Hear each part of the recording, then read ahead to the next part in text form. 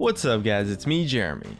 The patch 6.6 notes are out, and with every new patch brings us a whole bunch of brand new balance changes that are going to affect the meta. And with every new buff or nerf, there's always some hidden or indirect changes as a result. Just before we start, here are some of my favorite comments where I asked what your favorite cereal was. Today, I want to know what's your favorite change from patch 6.6. As well, I've teamed up with ProGuides.com for the editing on this video. If you're interested in more traditional guides, they have a free trial that gets you full access, so you can check them out and decide for yourself if you like it or not.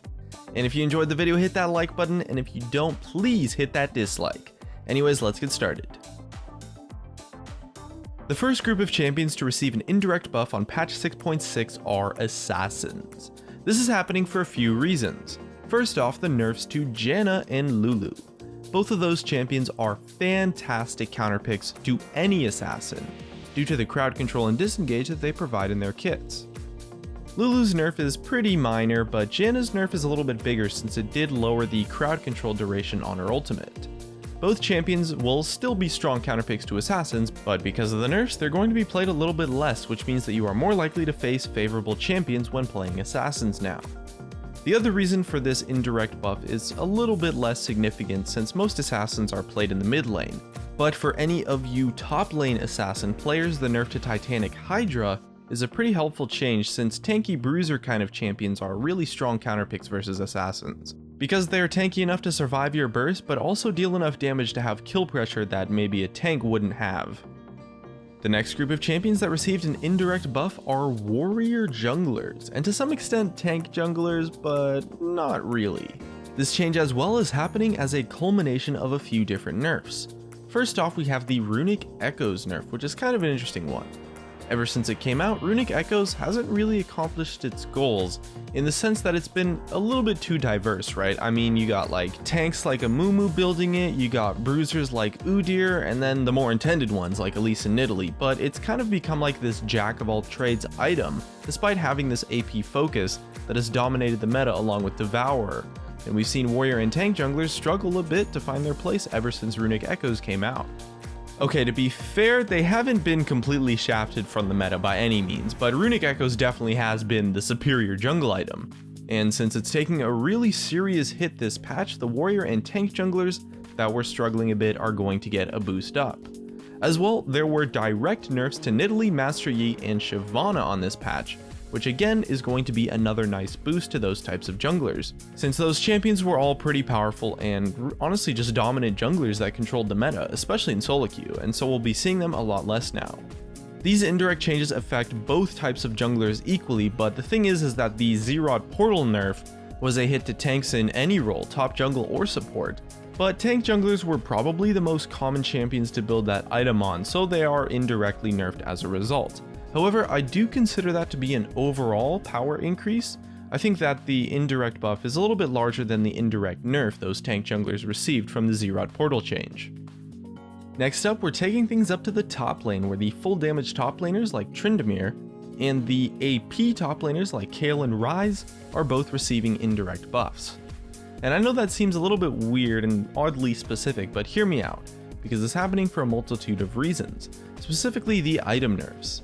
The nerf to Titanic Hydra is pretty significant, so the bruisers and brawlers are going to take a big hit because of that. That item was core on a lot of those kinds of champions, and a big part of their power was in part due to Titanic Hydra. So it's a well-deserved nerf that will affect a lot of champions and the top lane meta as a whole. As well, the nerf to Xerath portal is a minor hit to the tank top laners who made effective use of that item to control the map while getting some really powerful stats too.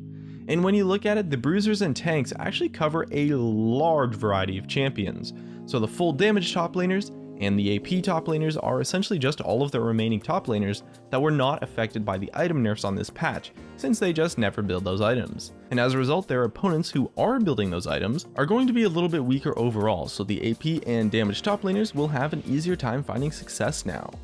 As well, both Quinn and Fiora received direct nerfs on this patch, and they were really tough matchups for almost any top laner, so that's a pretty big boost to pretty much everyone else too.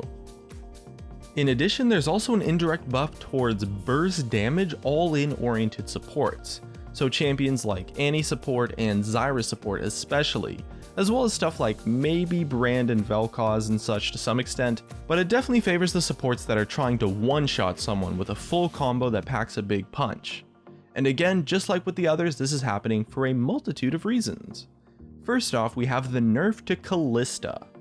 Now this one's a little bit weird, but it actually makes a lot of sense. Kalista is one of the worst AD carry matchups for any burst damage support, and the reason why is actually because of her ultimate.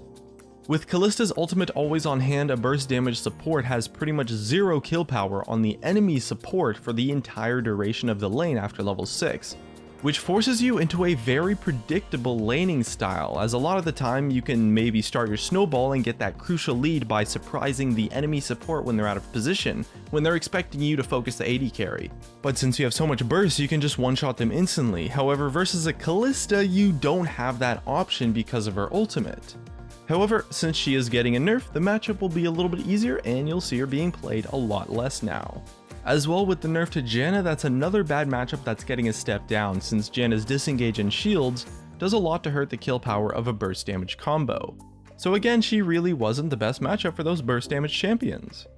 And the third reason is actually the nerf to Xerath Portal, which was a potential pickup on tank supports. Tank supports again are a tough matchup because a lot of the times they're just too tanky to burst down with your combo.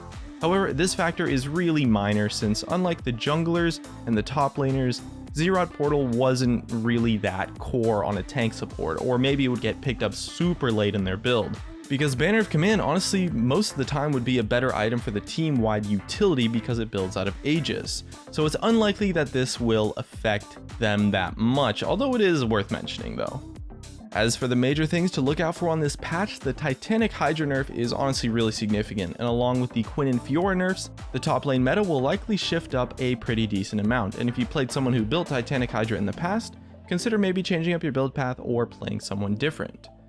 The Xerath Portal nerf is also kind of reasonable, but it's definitely still a strong item to control the map, and this change is definitely going to be less significant than the Titanic Hydra nerf. As well, the buffs to Kha'Zix, Echo, and Jace were pretty decent, so maybe look out for them or consider playing them yourself now. However, most of the direct changes to champions on this patch were pretty minor, but that doesn't mean they should go unnoticed. So if you want to check out the full patch notes, I'll have a link in the description if you haven't seen them already. And that's just about it. If you enjoyed the video, subscribe if you want. Thanks for watching, and I'll see you guys next time. We'll be right back.